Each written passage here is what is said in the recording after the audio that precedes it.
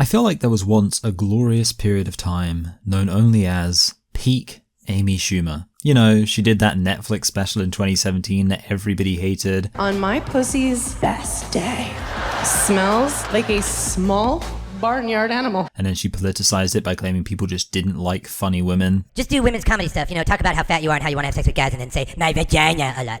And, of course, she was the lead in 3 comedies from 2015 to 2018, which is actually quite impressive. She's had some minor roles apart from that, but these films were centered on Amy Schumer. I believe the correct term for them would be vehicles. But since then, I feel like she's been a lot less relevant. Aside from co-hosting the Oscars, she really hasn't had a massive impact recently.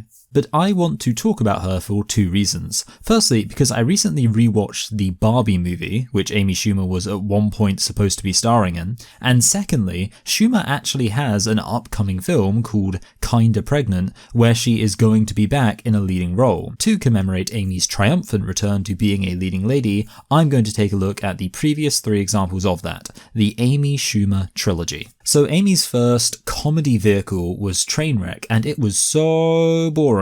This movie is 2 hours and 10 minutes long and nothing happens. Or I guess some things happen, but there's no point to it all. The title implies it would be about a woman who's a train wreck, but honestly, for most of the movie she's just an average person who's annoyingly unmotivated to excel in life. But that doesn't make her a train wreck. She still has a job, she still has friends. She's mostly a train wreck because she sleeps around with lots of guys. In fact, the first scene is a flashback of her dad telling her monogamy is impossible. So the movie is less about generational trauma and more about generational horma.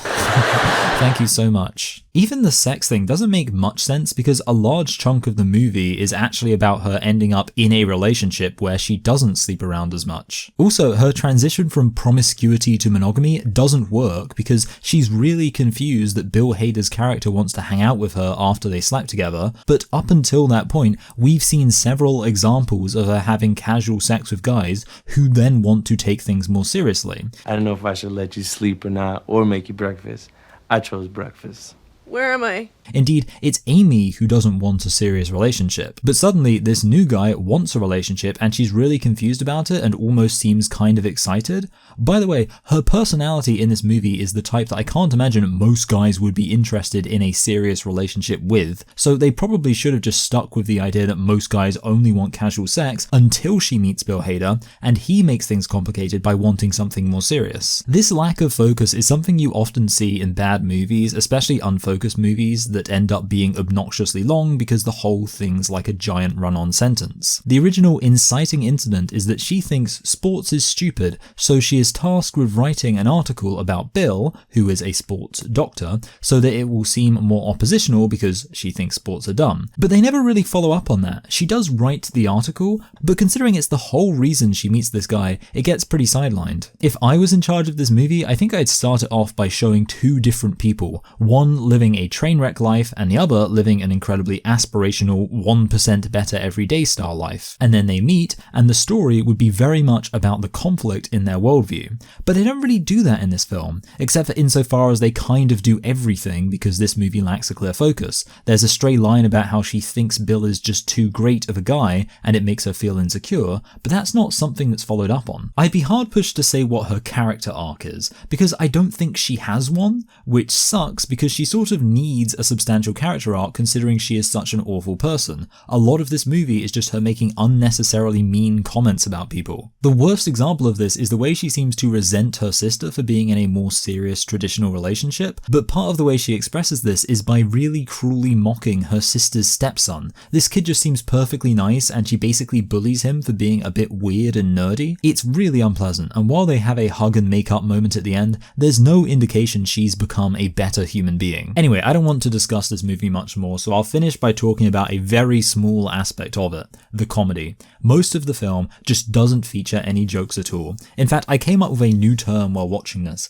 non-versation. I'm sure I'm not the first person to invent that portmanteau, but what I basically mean is firstly, conversation that is about nothing, and secondly, a conversation that no normal person would have. A lot of the shock humor in the conversations is so over the top that nobody would actually speak this way. The dialogue is the worst of both worlds. It's too wacky to feel realistic, but it's too boring to be funny. The fact that a lot of humor is supposed to come from the performances gives off an embarrassing try-hard energy. There are so many scenes of Amy Schumer just riffing on something, and it has the same vibe as watching a guy trying really hard to make a group of people like him by trying to be quirky and establish himself as the funny guy, when nobody finds it funny. It's very difficult to laugh at somebody who's desperately trying to make you laugh. One specific example of how this comedy fails would be this one joke they do about John Cena, where he's supposed to say things that make him sound kind of gay. The issue is, there's no subtlety to it at all. Can't find me, I'll be the closest one on Grindr. Grindr is just unambiguously a gay app. There's no clever double entendre there or anything. It's just him saying explicitly gay things. It's the difference between an actual well-written comedy and just having characters say things. There was really only one joke that made me laugh.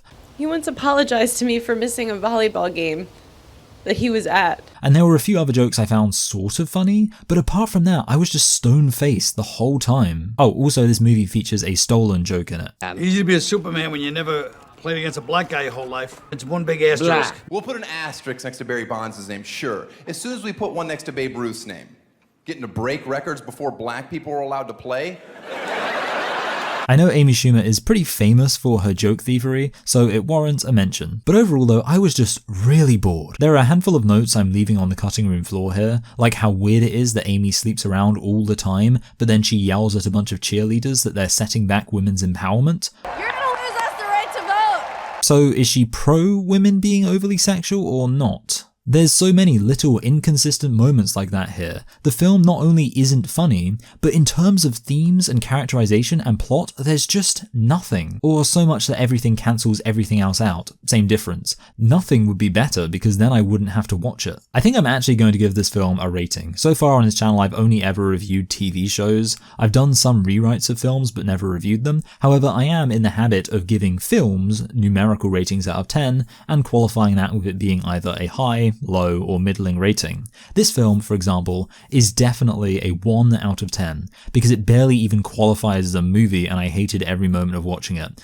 I'm leaning towards a middling one. Next from Amy Schumer was the 2017 film Snatched, and I have to say, this film is so much better, like orders of magnitude better, because it's only 90 minutes long. Okay, that's being a bit mean. This film isn't just better because there's less of it. Rather, that it's shorter means a lot more focus put into how it's structured and there being a clear, discernible point. Like, I can actually tell you about this movie without insulting it. The overall plot is a mother and daughter on vacation who get kidnapped and have to escape. It opens with a little joke about how this story about kidnapping features murder and violence. The kidnappers did some bad stuff too. It sets the tone well. The whole kidnapping plot isn't great or anything. Logically, it doesn't really make much sense. These two women are able to successfully escape and evade hardened criminals while navigating through the jungle, but ultimately, at least this is something that's happening. You know that they've got to get to the US Embassy to get home. At no point will you be feeling confused or angry or bored because nothing's happening. Also, in this film, the character dynamics are much better realized than they were in Trainwreck, mostly because there's far fewer characters. Basically, you have a fraught relationship between a mum and her daughter, with the daughter being embarrassed by the mum and the mum being really overprotective of the daughter. This dynamic isn't exactly subtle every time we see it. Really careful because there was some kind of heist in Delaware. Yeah, and I know that you're in New York and everything, but you can never be too safe, honey. And it can be a bit contradictory at times, like the initial moment where they decide to go on holiday together, Amy is the one who's enthusiastically pushing her mum to come with her, which doesn't make much sense if she's supposed to be embarrassed about her mum. She finds a shoebox of her mum's memories and sees that her mum used to live an exciting life and wants to help her recapture that, and that's why she asks her to come. But just a slightly better rewrite, I think, would be that her overprotective mum originally wants to come with her to make sure she's safe, which Amy is then resistant to because she's embarrassed by her mum, and then she finds the shoebox full of memories and realizes this could be an opportunity to bring her mother out of her shell, and then she agrees. There are lots of little moments like that where a few small changes could have dramatically improved the character dynamics and arcs for this movie. But the big takeaway here is that the film got close enough to being good that I could actually envision what would make it better. Part of the reason it's better is that they don't stuff this film with loads of random side characters. At first I was worried they were going to do that. They introduced her brother and I was worried he was just going to be a one-dimensional joke character that only took away from the main dynamic, but he ends up having an important role in the end. All the minor extra characters end up adding something to this film. There's this guy who presents himself as an experienced adventurer who talks as if he lives and breathes the jungle, and then he just casually reveals that he's actually only been there for 3 weeks. He also has a really funny line where he's talking about eating poisonous fruit and he says, "Out here in the jungle, you have to pick your poison. Starvation or poison." There's also a character played by Wanda Sykes who is again pretty funny. 1 in 4 tourists in South America are kidnapped. 1, 2, 3, somebody's missing. And also ends up actually having a role in the plot that makes sense. I've mentioned humor, so I'll address that directly. This film is okay comedically. There were a few jokes that made me laugh out loud. I mean, they're not genius jokes, but they're actual jokes. What's this? Welcome. Whale, what? The only negative is that there are a few moments of Amy Schumer just talking loads and that's supposed to be funny. Also, a lot of jokes where it's just characters saying rude things as if that's comedic in itself. These are all the same negatives present in Trainwreck, but there are gratifyingly fewer of these moments. Since I'm not going to give this movie a great score overall, I will just make sure to end on a negative. The character dynamic stuff ultimately does end up becoming pretty formulaic. They have that standard moment in bad dramedies where they blow up at each other and they just express all their conflicts in very explicit terms, no subtlety. Mom, you flat out insult me. All the time. What? It's not a good way to raise kids. And then one of the criticisms is that Amy is selfish. So next scene we have this really on-the-nose moment of her helping some women draw water from a well, and it has all the subtlety of a spear gun to the chest. It's movies like this that make me realize my scale for reviewing films is pretty logarithmic. As I said, this is orders of magnitude better than Trainwreck, but it's also orders of magnitude worse than a similar comedy like Tropic Thunder.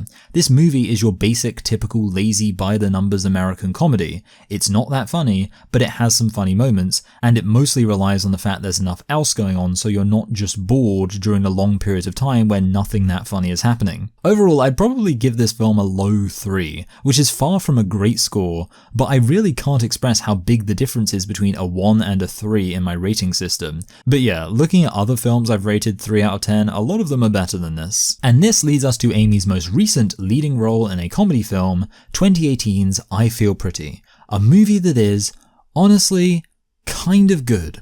The basic premise is that a woman who's insecure about her looks ends up becoming convinced she's magically become beautiful, even though in reality her appearance hasn't changed at all. Unsurprisingly, she then finds that her life improves dramatically simply because she is confident and believes that she's beautiful. She gets promoted at the beauty company where she works, and in bringing slightly more relatability to the company, she proves herself as an asset. Now, obviously, none of this is exactly original. Stories about people magically transforming are very common, as are stories about people believing in magic and finding that their belief ultimately leads to success. A seemingly unimpressive person being promoted to a position of power and actually doing really well is also a well-worn trope. However, in using these tropes, the film is actually able to construct a narrative with a clear point. Yes, a lot of it is cliché, but clichés exist for a reason, and a film that successfully employs clichés is much better than a film that successfully does nothing. And in some ways, this film actually excels beyond your typical by-the-books comedy. For example, as a romantic comedy, it is pretty solid. I can absolutely buy that this guy is enamored by her confidence, and the fact that he's characterized to be very lacking in confidence makes for a good dynamic. I also like that the male lead isn't super attractive, just because that makes it more realistic. So many comedies feel the need to cast generically attractive love interests, even when the story is supposed to be about how looks don't matter. It's kind of wholesome to see a romance where neither party looks like your typical movie star. They do have this one really attractive guy who is into Amy, and this does feel pretty dumb,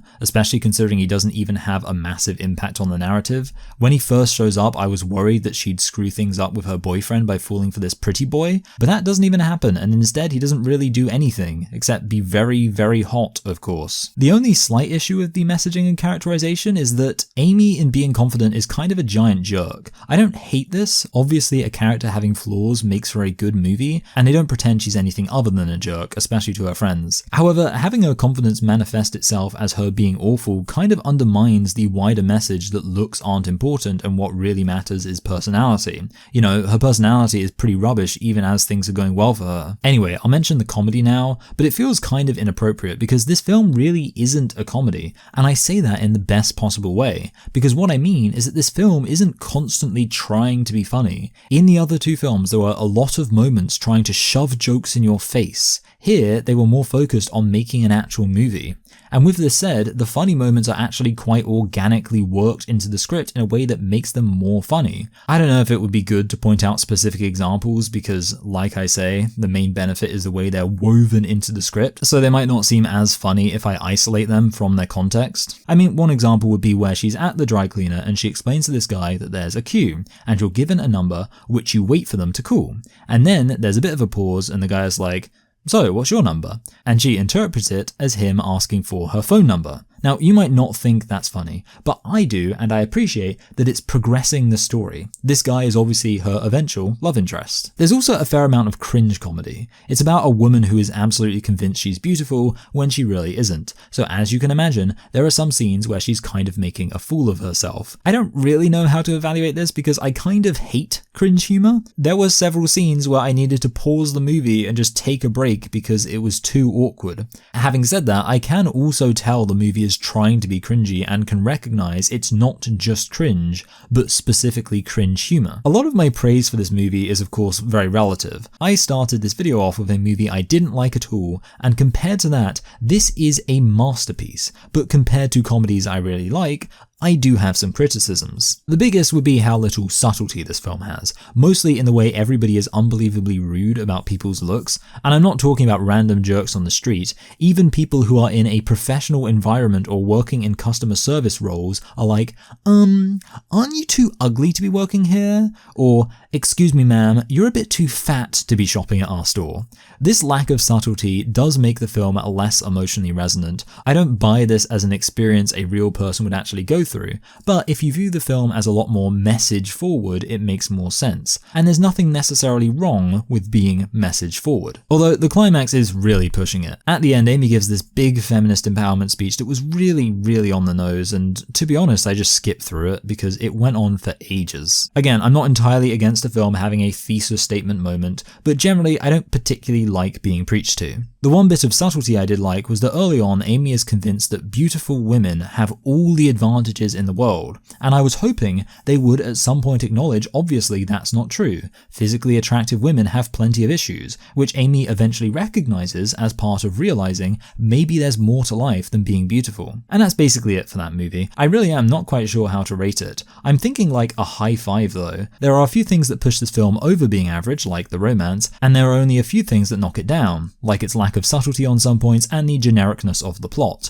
But a high 5 is good, a middling 5 is average, and this is better than that. I'll put my flag in the sand and say that an Amy Schumer comedy is actually good. As I said at the beginning, one reason I was inspired to make this video was rewatching Barbie and wanting to get an impression of the bullet we dodged by not seeing Schumer's version of the film. However, what I've instead discovered is that actually Amy's films were successively getting better and better. From a 1 out of 10 to a 3 out of 10 to a 5 out of 10, she was improving at a rate that would have seen her fourth film attain a 7 out of 10, which is actually what I'd rate the Barbie movie we got anyway. 2 movies after that and she'd be off the scale. Okay, being serious, there's no way an Amy Schumer Barbie movie would have been such a massive hit. Her comedies have always been uninspired and by the numbers, and I can bet that her version of Barbie would have just been a generic comedy movie about a woman who happens to be called Barbie, and it wouldn't have been that funny. It's easy to lose sight of the fact that while I'm talking about a huge improvement in Amy's career, I am still talking about a career that has so far peaked at the far from dizzying height of a 5 out of 10.